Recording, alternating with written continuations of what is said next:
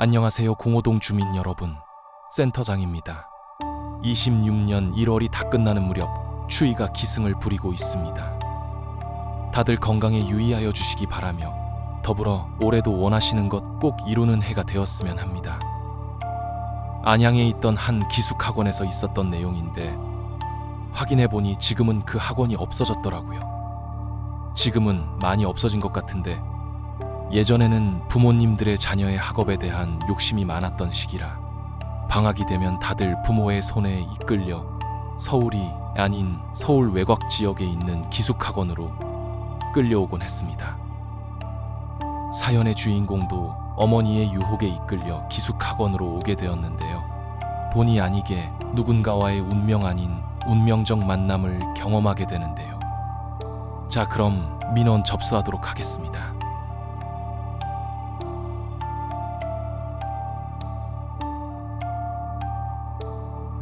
제가 고등학교 2학년이던 1999년의 일입니다. 저는 공부에 영 취미가 없어 영화에 게임에 빠져 살고 있었죠. 그런 저를 보다 못한 어머니가 기숙학원에 들어갈 생각 없냐고 제게 제안을 하셨습니다.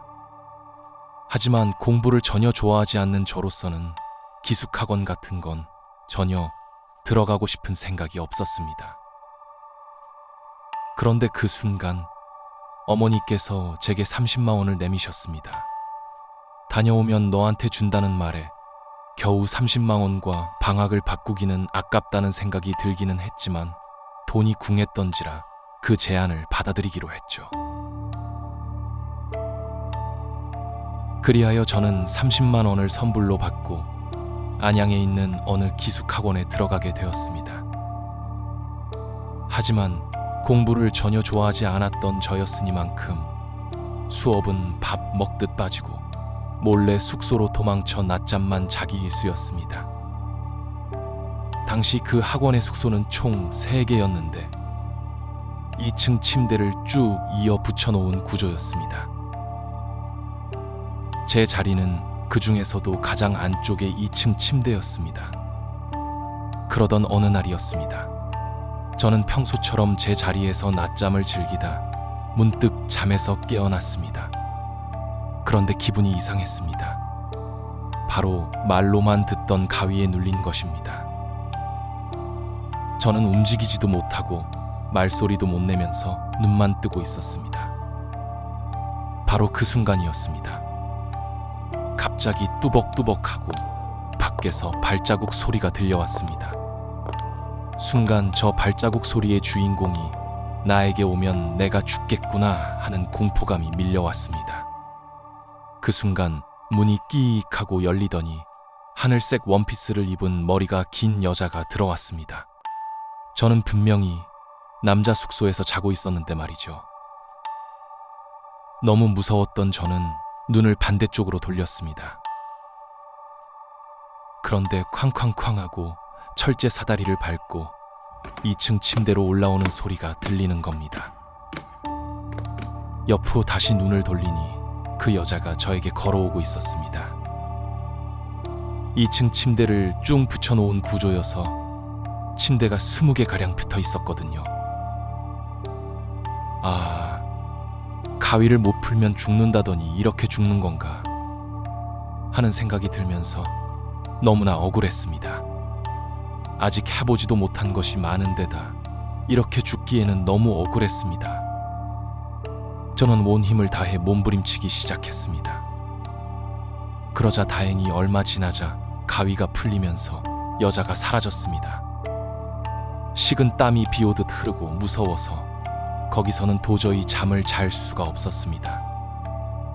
그래서 저는 학원에 이야기를 해서 숙소를 옮겼습니다. 침대도 2층은 무서워서 1층으로 바꿨고요. 그 후 얼마 뒤 학원에서 모의고사를 보는 날이었습니다. 하지만 저는 몸이 너무 안 좋아서 숙소에 남아 잠을 자고 있었습니다. 그리고 또 자다가 문득 눈을 떴는데 지난번 겪었던 그 공포감이 다시 몰려오는 것입니다. 설마 하고 눈을 떠보니 저 끝에서 그 여자가 침대 위로 슬슬 기어오고 있었습니다. 그것도 지난번과 똑같은 여자가요. 정말 무서워 죽을 것 같았습니다. 지난번처럼 몸부림을 쳐봤지만 이번에는 가위가 쉽게 풀리지 않았습니다. 자포자기할 무렵 학원에서 알게 된 친구가 방 안으로 들어왔습니다. 제 눈에는 그 여자가 여전히 보였지만 그 친구 눈에는 보이지 않는 듯 그냥 저에게 쭉 걸어오고 있었습니다. 그리고 그 여자가 저에게 도착할 무렵 친구가 신음소리를 내고 있는 제가 걱정된 것인지 저를 깨웠습니다. 순간 가위가 풀리더군요. 그 친구가 얼마나 고맙던지 많이 아프냐, 땀을 왜 그렇게 많이 흘리냐고 걱정하는 말을 하고 있었습니다.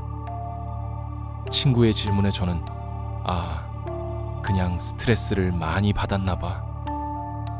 자꾸 가위에 눌리네 라고 대답했습니다.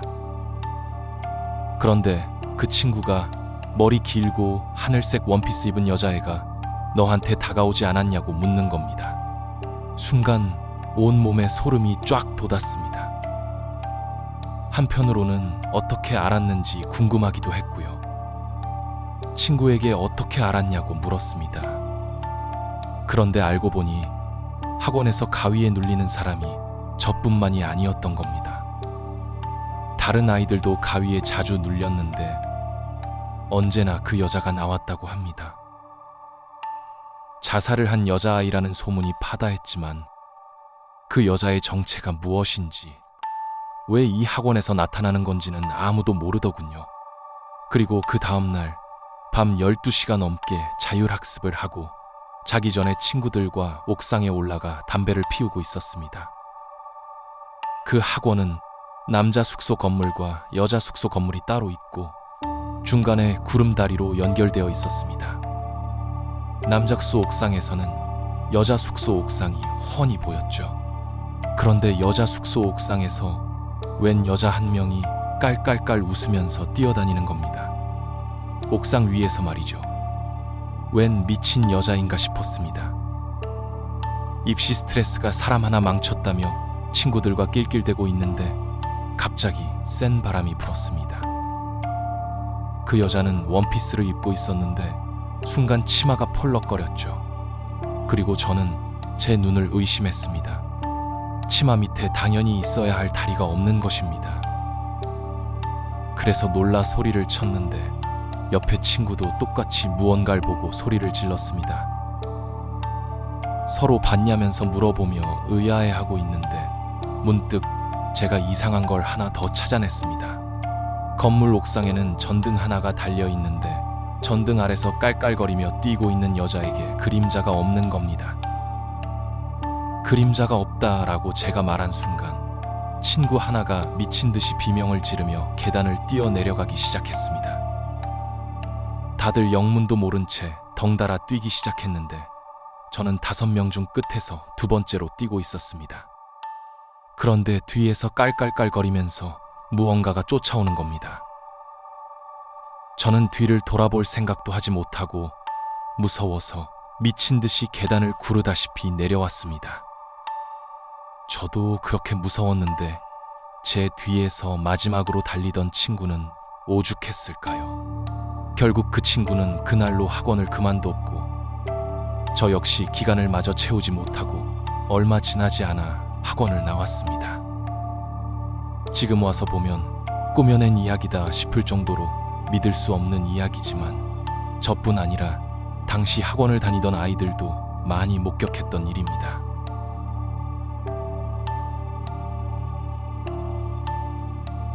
민원 내용을 잘 들으셨나요? 보통의 목격담을 들어보면 대다수가 보는 것은 흰 원피스 혹은 흰 무언가를 입고 있는 여성이 나오는데 하늘색의 원피스를 입은 여자라고 하니 조금 생소하긴 했습니다. 하지만 하늘색이든 무지개색이든 다리가 없는 여자라면 굳이 어떤 옷이든 간에 무서운 건 매 한 가지일 것 같습니다. 그 기숙학원은 지금은 다른 건물로 올라가 그 흔적을 느끼기 어려워졌을 법하네요. 그럼 오늘도 공호동 주민분들의 많은 관심을 부탁드리면서 좋아요, 구독 버튼 부탁드리겠습니다. 감사합니다.